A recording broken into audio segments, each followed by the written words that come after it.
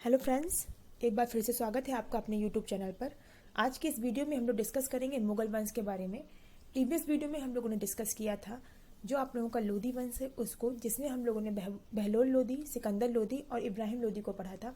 हम लोगों ने पढ़ा था कि 1526 ईस्वी में इब्राहिम लोधी का जो युद्ध है वो बाबर के साथ में हुआ था, जिसको पानीपत का प्रथम युद्ध कहते हैं। इस युद्ध में इब्राहिम लोधी की हार हुई थी और उसके बाद में बाबर ने मुगल वंश की स्थापना की थी। फ्रेंड्स, आज मेरा थोड़ी सी तबीयत ठीक नहीं है, तो थोड़ा सा आप लोगों को आवाज़ का इशू रह सकता है, बहुत तेज़ नहीं आएगी। फिर भी मैं कोशिश करूंगी कि आप लोगों को चीज़ें अच्छे से समझ में आए। आप लोग भी थोड़ा सा कॉपरेट करिएगा अपनी तरफ से। मैं अपना पूरा बेस्ट दूंगी, जैसे आप लोगों को चीज़ें समझ में आ रही थी वैसे ही समझ में आएंगी। बस थोड़ा सा जो दिक्कत रहेगी वो आवाज़ की रहेगी, तो उसके अलावा और कोई चीज़ ऐसी नहीं रहेगी। तो आप लोग थोड़ा सा साथ में कॉपरेट करिएगा। आज की इस वीडियो को स्टार्ट करते हैं फ्रेंड्स। सबसे पहले बात करते हैं मुगल वंश की। तो मुगल वंश का टाइम पीरियड क्या है? तो 1526 से 1707 ईस्वी। अब देखते हैं बाबर के बारे में पढ़ते हैं हम लोग। सबसे इम्पोर्टेंट बात, इसका पूरा नाम क्या था? तो जहरुद्दीन मोहम्मद बाबर। टाइम पीरियड इसका क्या है? तो 1526 से 1530 ईस्वी। अब इसके बारे में पढ़ते हैं। पानीपत के प्रथम युद्ध में बाबर ने तुलगमा युद्ध पद्धति का प्रयोग किया, जिसे इसने मंगोलों से सीखा था। पहली बार इस युद्ध में तोपों का प्रयोग हुआ। बहुत इंपॉर्टेंट है, पानीपत का जो प्रथम युद्ध है, क्वेश्चन आता है सबसे पहले तोपों का प्रयोग कब किया और किसने किया? तो वो किया था बाबर ने। किस युद्ध में? तो पानीपत के प्रथम युद्ध 1526 में। इस युद्ध में बाबर ने तुलगमा जो पद्धति है, युद्ध पद्धति, उसका प्रयोग किया था, जो कि उसने मंगोलों से सीखी थी। जैसे कि हमने आपको बताया था, मंगोल आक्रमणकारी जो तैमूरलंग था वो भी एक मंगोल आक्रमणकारी था। बहुत क्रूर होते थे और मंगोल आक्रमणकारी जो होते थे उनके पास नई नई तकनीकी होती थी युद्ध की। तो ये जो तकनीकी है, ये जो पद्धति है युद्ध की, तुलगमा, ये इसने मंगोलों से ही सीखी थी। पहली बार इस युद्ध में उसने तोपों का प्रयोग किया था। नीचे देखिए, परंतु बाबर ने इसका श्रेय जो है तीर अंदाजों को दिया। 1527 में बाबर ने राणा सांगा को भी हराया, जो कि मेवाड़ के शासक थे। कहाँ हराया था? तो खानवा के युद्ध में। देखिए, इसने जो तकनीकी है वो किससे सीखी थी? मंगोलों से सीखी थी। और इसने पहली बार युद्ध में तोपों का प्रयोग किया था। लेकिन बाबर ने क्या किया, इस पूरी जीत का जो श्रेय है वो तीर अंदाजों को दिया था। उसके बाद में आप लोग जानते हैं 1527 ईस्वी में युद्ध हुआ था, जिसका नाम था खानवा का युद्ध। तो खानवा का जो युद्ध है वो किस किस के मध्य हुआ था? तो बाबर और राणा सांगा के मध्य हुआ था। राणा सांगा कौन थे? तो मेवाड़ के शासक थे। इसमें राणा सांगा की हार हुई थी और बाबर जो था वो विजयी हुआ था। ये जो युद्ध है, पहले जो आपका पानीपत का 1526, फिर आता है 1527 में आपका खानवा का। उसके बाद में जो आपका युद्ध आता है वो 1528 का युद्ध है। 1528 में बाबर ने मेदरी राय को भी हराया था चंदेली के युद्ध में। बाबर ने महमूद लोधी को भी हराया, जो कि इब्राहिम लोधी का भाई था। और कहाँ हराया? तो घग्गर या फिर घाघर के युद्ध में। इसको घग्गर भी कहते हैं या फिर घाघर का युद्ध। तो जितने भी युद्ध यहाँ पे हैं इनका सीक्वेंस देख लीजिए, सब क्रम से दिए हुए हैं। 1526, 27, 28 और फिर 29 में आपका घग्गर का युद्ध हुआ था। तो ये चार युद्ध हैं, ये चारों युद्ध ही बहुत ही ज़्यादा इंपॉर्टेंट है। और अक्सर बच्चे कंफ्यूज हो जाते हैं इनकी सन में, और सन के साथ साथ इस चीज़ में कंफ्यूज हो जाते हैं कि ये जो युद्ध है वो इसका नाम क्या था और किस किस के मध्य था। तो देखिए फ्रेंड्स, इसकी एक शॉर्ट ट्रिक है, शॉर्ट ट्रिक कह लीजिए या फिर एक शॉर्ट स्टोरी टाइप से है कि जब बाबर भारत आया था तो वो युद्ध करते करते अत्यधिक थक गया। क्या गया? थक गया। तो थका वो, तो उसने क्या पिया? जैसे थकान होती है, कहीं से कोई बाहर से आता है तो लोग कहते हैं पानी देंगे या पानी दे। तो सबसे पहले ध्यान रखिए कि जब बाबर थका युद्ध करने के बाद में, तो सबसे पहले जब कोई मेहनत का काम करता है तो क्या करता है? पानी पीता है। तो सबसे पहले उसने क्या पिया? पानी पिया। पानी कब पिया? 1526 में। पानीपत का युद्ध, पानीपत का युद्ध से याद रखिए, पानी पिया।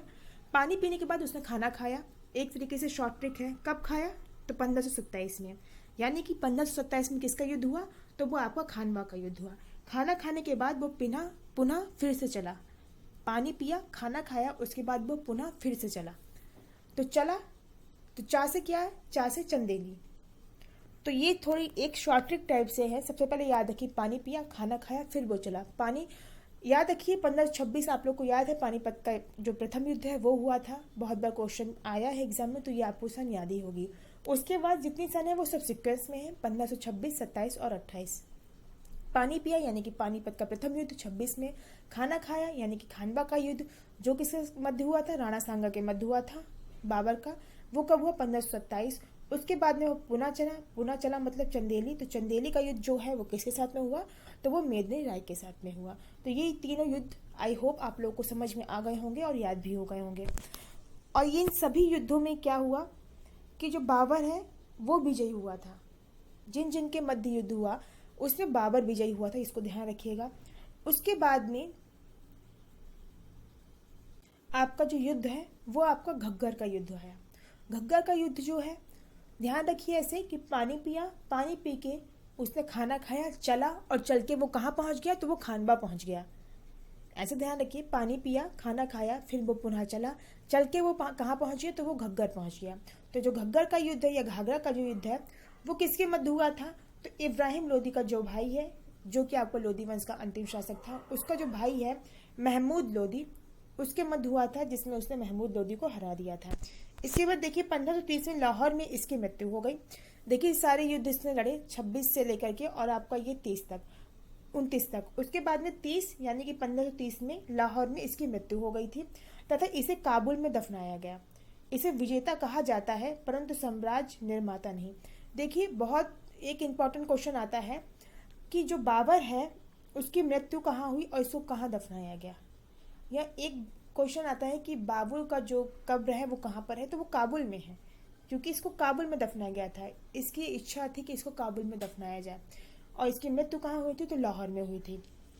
बाबर जो है, क्वेश्चन आता है कि बाबर जो है उसको विजेता कहा जाता है परंतु साम्राज्य जो निर्माता है वो नहीं कहा जाता। विजेता इसलिए क्योंकि इसने जितने भी युद्ध किए थे सब में इसकी विजय हुई थी, बाकी सब जिसके साथ भी हुआ उनको हराया था।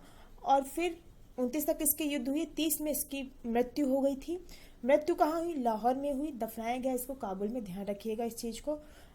लेकिन जो बाबर है इसको विजेता कहा जाता है लेकिन साम्राज्य निर्माता नहीं कहा जाता है। उसका एक रीजन ये था कि इसको इतना टाइम ही नहीं मिला था, इसका समय जो था वो बहुत ही कम था, एक शॉर्ट पीरियड था, लेकिन जितना भी पीरियड था उसमें इसने सारी विजय ही हासिल करी। तो इसीलिए इसको विजेता कहा जाता है लेकिन साम्राज्य निर्माता नहीं कहा जाता, क्योंकि साम्राज्य के निर्माण में बहुत टाइम लगता है, जिसका टाइम पीरियड ज़्यादा होगा वही एक साम्राज्य निर्माता भी होगा। उसके बाद देखिए इसने तुजुक्त ए बाबरी नामक ग्रंथ भी लिखा जो तुर्की भाषा में है, काफ़ी इंपॉर्टेंट है। तुजुक्त ए बाबरी, इसकी भाषा पूछ ली जाती है तो इसकी भाषा है तुर्की। किसने लिखा, तो ये बहुत ज़रूरी है, बाबर ने स्वयं लिखी थी। ये बाबर की आत्मकथा थी जो उसने स्वयं लिखी थी, तुजुक्त ए बाबरी। जिस ग्रंथ को उसने स्वयं लिखा, इसकी भाषा याद रखी तो इसकी भाषा जो थी वो तुर्की थी। मीर खां बाबर का सेनापति था। इसको मीर खां या मीर बख भी बोलते हैं, ये बाबर का सेनापति था। इसने अयोध्या में बाबरी मस्जिद बनवाई थी। तो अयोध्या की जो बाबरी मस्जिद है जो अभी बहुत ही विवादों में रही थी, जब अयोध्या में राम मंदिर का निर्माण हुआ था तो यही सब चीज़ें चल रही थी कि वहाँ पे मंदिर का निर्माण हो या फिर वहाँ पे मस्जिद का निर्माण हो, क्योंकि मुस्लिम्स कहते हैं कि पहले वहाँ पर बाबरी मस्जिद थी जिसको फिर गिरा दिया गया था, लेकिन जो हिंदू हैं उनकी मान्यता के अनुसार कि वहाँ पर बहुत पहले से ही राम मंदिर था। तो इसीलिए इसी चीज़ का विवाद चल रहा था। बाबरी मस्जिद वो यही बाबरी मस्जिद है जो कि अयोध्या में पहले थी, फिर उसको गिरवा दिया गया था, उसके बाद वो भूमि खाली पड़ी थी, तभी विवादों में थी कि वहाँ पर फाइनली क्या बनवाया जाए। तो अब फाइनली ये चीज़ आ चुकी है कि राम मंदिर का निर्माण होगा।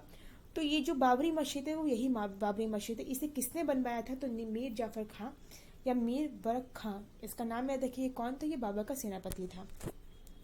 बाबर के पुत्र देख लीजिए, अब बहुत इंपॉर्टेंट है। सबसे पहले हुमायूं आता है जिसका पुत्र अकबर महान हुआ एक तरीके से।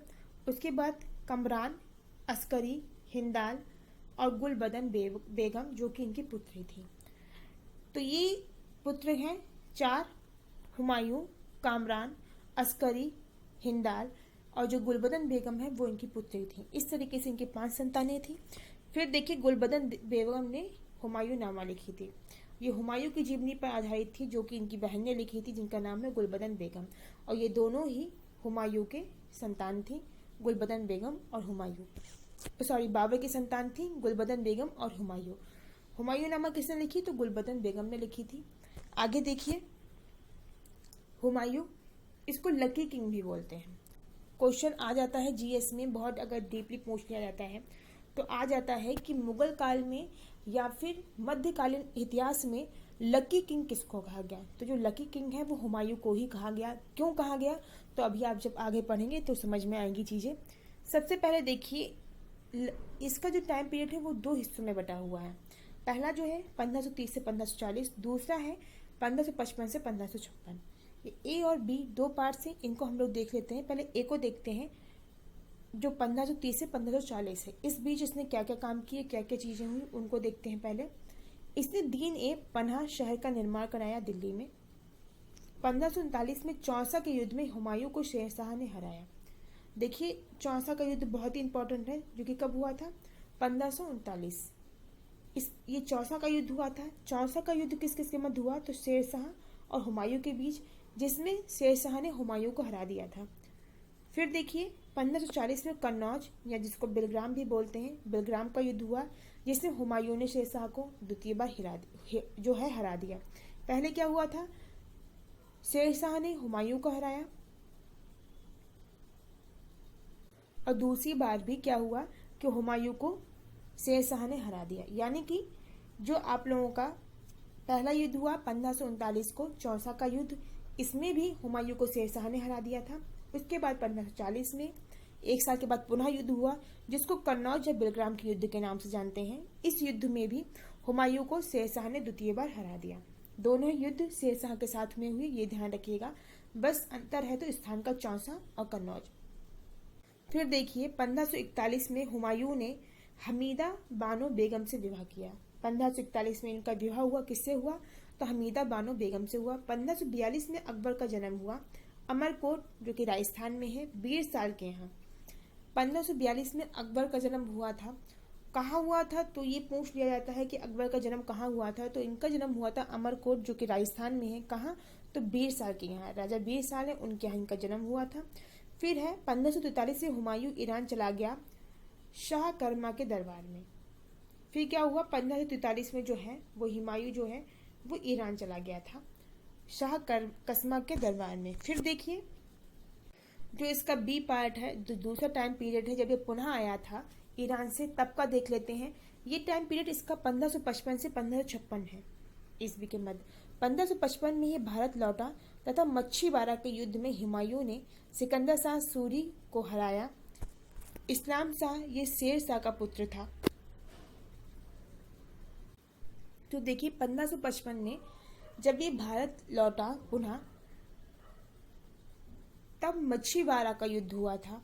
ये युद्ध हुआ था हुमायूं और सिकंदर शाह सूर। इसको इस्लाम शाह भी कहते हैं। ये कौन था, तो ये शेर शाह का पुत्र था। वही शेर शाह जिसके साथ में हुमायूं का पहले युद्ध हुआ था, चौसा का और बिलग्राम का युद्ध, जो कि 1539 क्रमशः 1539 और 1540 में हुआ था। और इन दोनों ही युद्धों में जो शेर शाह है इसने हुमायूं को हरा दिया था। उसी का जो पुत्र है वो सिकंदर शाह सूरी था, जिसको हुमायूं जब वापस आया था तो मच्छीबारा के युद्ध में हुमायूं ने उसको हरा दिया। फिर देखिए 1556 में हुमायूं की मृत्यु हो गई। कैसे हुई, तो ये पूछ लिया जाता है कि हुमायूं की मृत्यु कैसे हुई थी। तो शेर मंडल, इसका नाम याद रखिएगा पुस्तकालय का, कभी कभी पुस्तकालय का नाम याद आ जाता है क्वेश्चन, कि हुमायूं की जो मृत्यु है वो कैसे हुई थी, या किस पुस्तकालय की सीढ़ियों से गिरकर हुमायूं की मृत्यु हुई थी। तो ये काफ़ी इंपॉर्टेंट है, इसका नाम ध्यान रखिएगा। लाइब्रेरी जो पुस्तकालय है इसका नाम था शेर मंडल। तो इस पुस्तकालय की जो सीढ़ियां हैं उससे गिरकर हुमायूं की मृत्यु हो गई थी। तब क्या हुआ, हेमू जो है, देखिए हेमू दूसरा है, हेमू हुमायूं एक नहीं समझिएगा। इसकी तो मृत्यु हो गई। जब इसकी मृत्यु हुई तब हेमू जो है शासक, उसने दिल्ली पर कब्जा कर लिया। उस समय अकबर पंजाब में कान्नानौर का शासक था। वह 13 वर्ष 4 महीने का ही था। जिस समय हेमू ने दिल्ली पर कब्जा किया, उस समय जो अकबर है उसकी जो उम्र थी वो 13 वर्ष और 4 महीने की थी। फिर देखिए शेर शाह सूरी को पढ़ लेते हैं। देखिए शेर शाह सूरी है वो भी मध्यकालीन इतिहास में बहुत ही इम्पोर्टेंट है। क्यों इम्पोर्टेंट है, क्योंकि इसने कई सुधार किए थे। और जो रोड है ग्रैंड ट्रैंक रोड, आपने नाम सुना होगा, वो भी इसने बनवाई थी। तो इससे संबंधित जो क्वेश्चन है वो आ जाते हैं एग्जाम में, तो इसीलिए इसको पढ़ना जरूरी है। जो इंपॉर्टेंट चीज़ें हैं उनको देख लेते हैं। इसका टाइम पीरियड 1540 से 1545 ईस्वी था, जिस टाइम जो हुमायूं है वो गायब रहा था। जब वो गायब रहा उस टाइम शेरशाह सूरी का ही शासन था। इसका नाम जो वास्तविक नाम था वो फरीद था, यानी कि फरीद जो है वो उसके बचपन का नाम था। शेरशाह जो है वो इसकी उपाधि थी, तो इसे नुसरत शाह ने दी थी, जो इसे नुसरत शाह ने दी थी, जो बंगाल का शासक था। तो देखिए इसके पीछे एक स्टोरी है। जो बंगाल का शासक था उस टाइम, उसका नाम नुसरत शाह था। एक बार जो फरीद है उसने एक शेर से उसका सामना हुआ, उसने शेर को मार गिराया। तो उसकी इस बहादुर से प्रभावित होकर के जो नुसरत शाह हैं, बंगाल के शासक थे, उन्होंने इसको शेरशाह की उपाधि दे दी थी। तो इसका नाम तब से फरीद से शेरशाह हो गया था। शेरशाह उसका वास्तविक नाम नहीं था, उसका नाम फरीद था। लेकिन उस टाइम जो बंगाल के शासक थे जिनका नाम नुसरत शाह था, उन्होंने इसकी बहादुरी से प्रसन्न होकर इसको उपाधि दी थी शेरशाह की। तो ये काफी इंपॉर्टेंट है, इसको ध्यान रखिएगा। उपाधि किसने दी थी? तो नुसरत शाह ने। नुसरत शाह कौन थे? तो उस टाइम बंगाल के शासक थे। आगे देखिए, शेरशाह को अपने सुधारों की वजह से जाना जाता है। इसने जेपी रोड का निर्माण करवाया, जो ढाका कलकत्ता से पेशावर तक है। इसको ध्यान रखिए, जेपी रोड। फिर है इसने हर काटा व्यवस्था की, जो कि डाक व्यवस्था थी। इसकी शुरुआत की। इसने चांदी का रुपया भी चलवाया। इसने कुछ स्मारकों का भी निर्माण कराया। तो ये इसके सुधार हैं, इसको ध्यान रखिएगा। क्या क्या कि जेपी रोड जो कहाँ पे? ढाका कहाँ? कलकत्ता से पेशावर तक थी। इसने हर कारा व्यवस्था चलवाई, जो कि एक डाक व्यवस्था थी। उसके बाद इसने चांदी का रुपया भी चलवाया। इसने कुछ स्मारकों का भी निर्माण कराया, जैसे कि पुराना किला ए मोना मस्जिद जो दिल्ली में, शेर मंडप पुस्तकालय जिसकी सीढ़ियों से गिर करके हुमायूं की मृत्यु हो गई थी। फिर राजा टोडरमल इसके वित्त मंत्री थे। 1545 में इसकी मृत्यु हो गई कालिंजर पर आक्रमण करते हुए। तो इतना हमने इसके बारे में पढ़ा। और फिर इसकी मृत्यु हुई 1545 में। कहाँ हुई? तो कालिंजर पर आक्रमण करते हुए। तो ये जो शेरशाह सूरी है वो अपने सुधारों की वजह से जाना जाता है। इसने जो रोडों का निर्माण करवाया, चांदी का रुपया चलवाया और हर कार्य व्यवस्था करवाई, जो कि एक डाक व्यवस्था थी। पुराना किला बनवाया, किला ए मोना मस्जिद बनवाया। और जो सबसे इम्पोर्टेंट है, शेर मंडल पुस्तकालय जिससे गिरकर हुमायूं की मृत्यु हुई थी, जिसकी सीढ़ियों से गिरकर, उसका निर्माण भी शेरशाह सूरी ने ही करवाया था। राजा टोडरमल का नाम आप लोग जानते होंगे। तो ये इनके वित्त मंत्री थे। और फिर 1545 में इसकी मृत्यु हो गई। तो फ्रेंड्स, ये हमारी आज की वीडियो यहीं पे ख़त्म होती है। वीडियो आई होप आप लोगों को पसंद आई होगी। थोड़ा सा आवाज़ की प्रॉब्लम रही होगी, बहुत तेज़ नहीं होगा, लेकिन कोशिश करूंगी नेक्स्ट वीडियो आप लोग को अच्छी तरीके से मिले। वीडियो पसंद आई हो तो वीडियो को लाइक करिए, ज़्यादा से ज़्यादा शेयर करिए। साथ ही जो लोग भी हमारे चैनल पर नए हैं, चैनल को सब्सक्राइब कर लीजिए, बेल आइकन का बटन दबा दीजिए, जिससे आगे आने वाली जो भी इंपॉर्टेंट वीडियोज हैं उनका नोटिफिकेशन आपको टाइम से मिल सके। मिलते हैं नेक्स्ट वीडियो में, तब तक अपना ख्याल रखिए, खुश रहिए। Thank you.